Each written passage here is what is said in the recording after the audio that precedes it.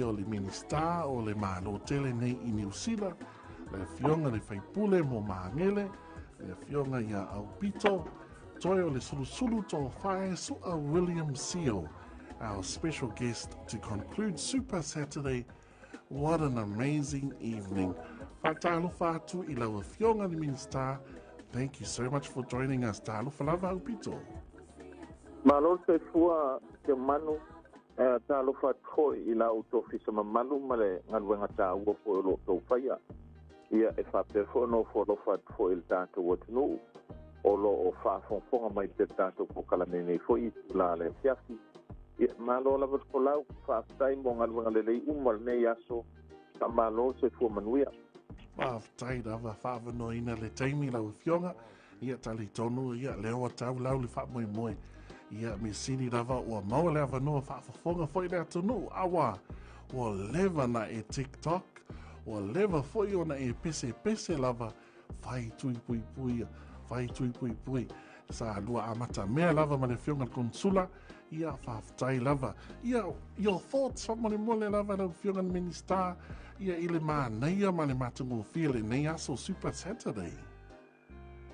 Ia, ole nganga whamalo man whaafatai I le tātou watunu. I le ngata I nei au kilani. Ia whapefo I pitonu ese. Ia Aotearoa atoa. Le lavana amata mai fo I lava le tae ao. I sauni ngā lotu sa whai fo I nofuanga ese. Ia masawai sa mai tau atu fo I lava le tau pati mai le tātou watunu. Ele ngata o Samoa.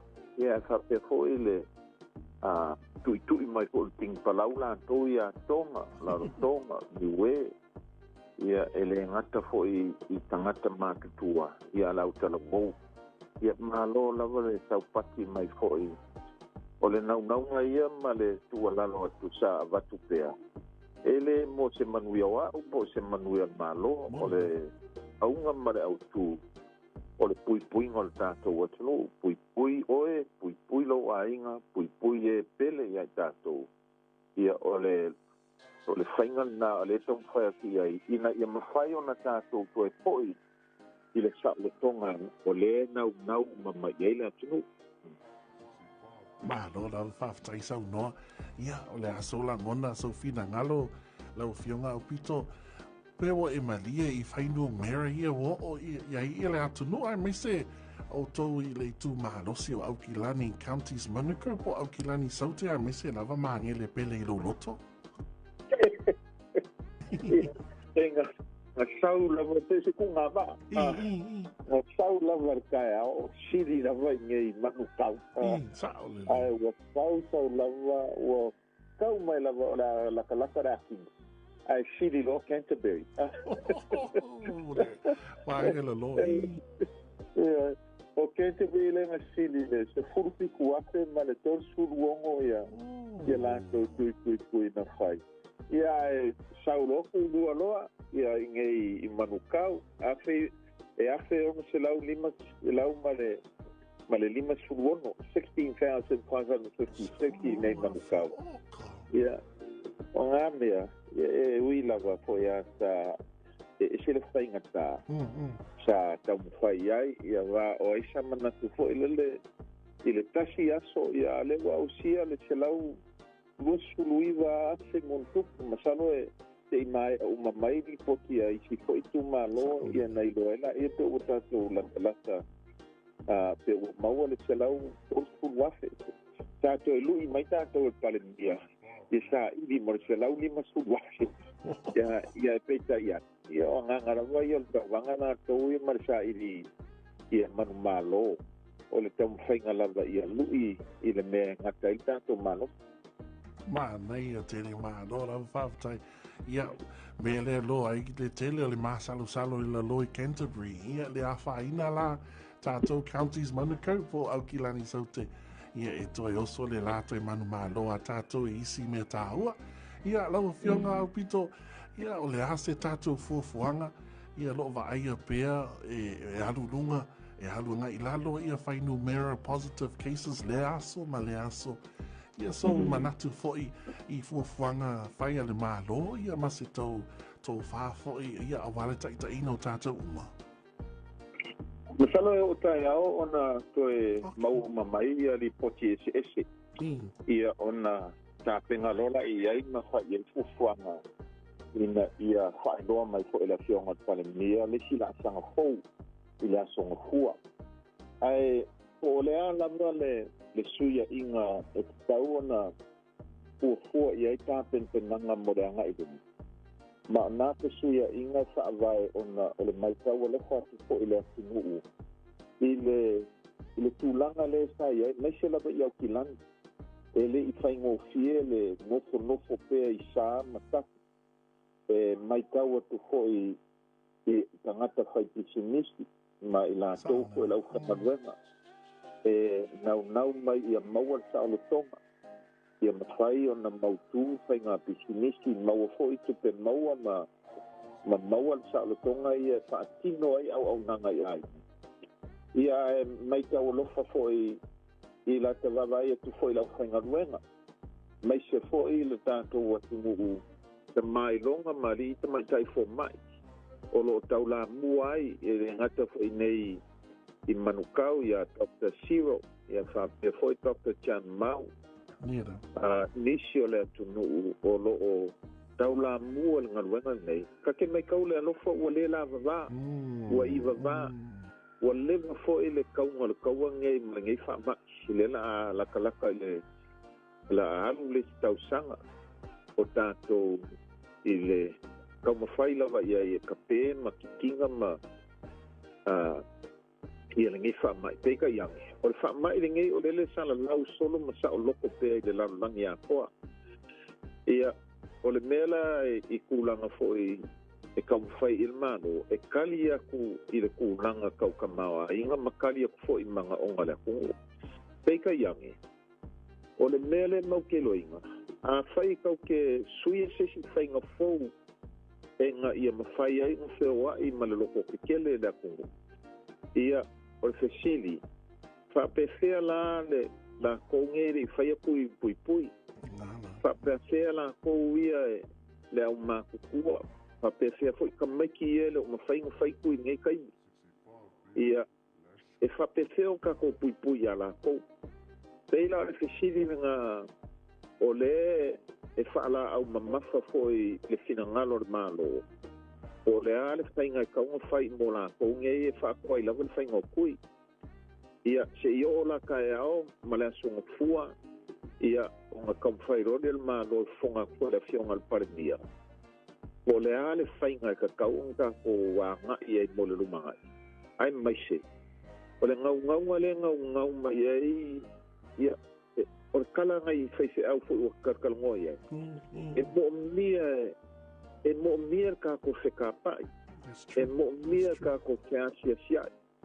E mo mia ka ko whiofo fuai ma whesila whai peo ngā masangya. Ia, e le ai se ki au wala o kailo e kai e kusai koe malwhakua mai fo mai sai kisi. O re kui pui e kaumwhai ka o fia ile ma mai o ka kukangaka ma ka o fia ile a nga I wharemai. Ka o fia fo ile wa aia I menge o isolation units. Ia, a kako mangaku fo ila ele kisi masi kai me mo mia I poko. Pe kau ke mangaku fo I fia ka whawhau aku I ainga I Samoa po whela wale akungu. E le mawhai o kako maua sa o konga e wheo ai maku mau pea le soifua manguia. Se va ngā ua whai pui ngei. Ia, I le masinga fou a kongo e koe whonga ku fo e la whionga paramia. O le ua ka penga le mele ka o le vaccine passport. Wow. I se mea fo I wha pingi ai ma wha maungia ai. O le ua mai alau pui. Ia, o le ua sau ngoa mai foi I le whaurulunga e New Zealand. A o aku kausanga fou wheo ai lako vaalele I aku nguma mau. E re whakanga inga sesi e lele aku ngā vaalele se iwa ngā o whamaungia pui. Saola. Ia, o le fou karkal ngoa mai ngisi lau whai pisingisi. A whai e fia whaingaruenga pēr ngisi lau whaingaruenga mai se galuega moʻomia ai le kuvāvalalaka mai sikagaka ia e kakauga fai kuipui ia ua uma foʻi mo kalagoa aku foʻi i migisika o soifua maloloiga le afioga i avalasi i Samoa migisika foʻi lalokoga ma giue ma koʻelau ma koga ia fiki ma tuvalu o loo gaugau ma mai ia mafai ma kako asiasi aku foʻi aku moko le pasifika ai mo mia le faamaogia ua fai kako kuipuipui ia peina le agagalaga o ka magakugaku aku i le gaugau mai le akugu ia kakala aku ia sa o lokoga pega masagiaʻi ia o le auala ga fai kako seʻeese ai ia maualuga faigumela o kako kuipuipui ia peila le mea ga le sakaufea koe le malo legei aso o le kako super saturday faamalo faafekai aku foʻi lau ko fa Seumanu ma lo ko fisa i le kou galuega foʻi kāua o le logologo pui ali'i o le kako faamalamalama pea le makaupu ma le makaupu ia ae kako malōlō kaeao ia seʻifogo le pa'amoga vae i aso o i luma ia o kako koe kalagoa koe le mafolaku lesi la'asaga e kau kako faia o le puipuiga lava le kako gu'u le mea kauga avaku i le fa'amuamua ia pes kalaku le Seumanu matagofie saunoaga moni ai upu le atanu'u Seumanu ai taga'i le galu moni foʻi nisi o folasaga le sa'e fa'aaliia foʻi nuga o le upega tafailagi ia le isiisi e tu fa'amauga o tatau foʻi ona toe fofola le fa'alatoe sa'ili le tofā ma le fa'autaga fa'afetai lava saunoa malamalama i laufioga ia ua vai atu lava laufioga Aupito le tatou minista o le fa'atamā foʻi le pasifika i nei niusila pea ua kopi uma mai isi ia minista laulagi pasifika i laufioga i le fai TikTok o metotia ia auā le tapueina o tupulaga talavou e se le tāua tupulaga talavou i lausilasila ma le galue laufioga ia e momoli lau faafetai ia latou a mese latou o le tatau lamua i le tatou galuega foʻi le safai foʻi i manukau o le Valley o Village mai se le vaega le lau papukam ia o alo foʻi fanau o le tatou atunuu i le lototoa ia le alolofa faamaoni i le tautua atunuu ia tau mai tau foʻi ia autupulaga atoga i le latou naunauga foʻi taupati e fesoasoani i latou matua ma tamā matutua foʻi o le atunutoga ia o outou a le avatu ia le fa'atuatuaga ma le fa'amoemoe mo le fa'akinoga o nei mea uma e vai mamā maua foʻi lo outou poto ia o outou a le generation 6Bs lea te mitamita e foʻi i luma o uso a minista mo uso a faipule aua le ko ke whakamala le vainga mai o le mātou atunuu nei o this is the generation beautiful, brainy, brown, beautiful, bilingual, bicultural and bold. Wow. And so I'm really so proud of them. I'm proud of their leadership. I'm proud of stepping up and serving their communities, wanting to do the right thing to protect their parents, their grandparents, their siblings, and their all of their families. And so I really want them to step up. And I've been reminding them that, you know, I know people have talked about their individual rights and my body, my decision.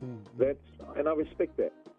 But I think people need to also understand that, you know, whilst you have the right to make those decisions, in times of crisis, I've also got to remind you that your individualism has a consequence.